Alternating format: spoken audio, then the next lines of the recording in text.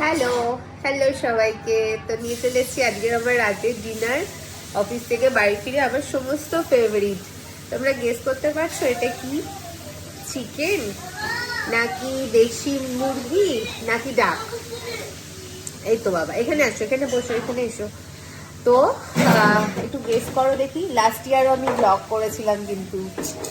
আচ্ছা ছেড়ে দাও, এটা হচ্ছে ডাক, আমার আনাদার ফেভারিট। আমি মাটন খাই না, ল্যাম্প পর্ক তো বাদই দাও।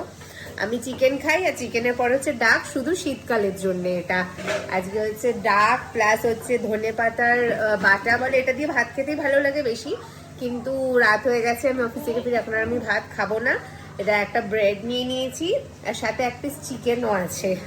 তাহলে চলো খেয়ে আমি বলি এটা কেমন হয়েছে। এটা কিন্তু পুরো তেল ছাড়া, এই ডাকটাও রান্না হচ্ছে তেল ছাড়া।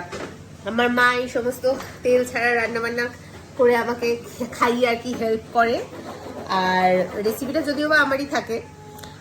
দাঁড়াও খেয়ে বলছি কেমন হয়েছে। ভালোই হবে, মানে ডাক কখনো খারাপ লাগে না খেতে আমার, আর শীতকালে তো একদমই না। চলো দাঁড়াও খেয়ে তারপর তো তোমাদেরকে রিভিউ দিচ্ছি।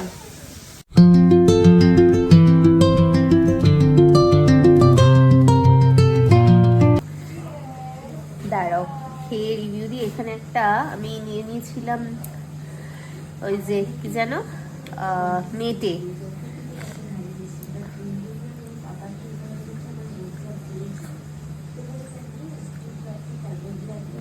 যদি আমি অলরেডি আগে টেস্ট করে নিয়েছিলাম মেটেটা খেয়ে।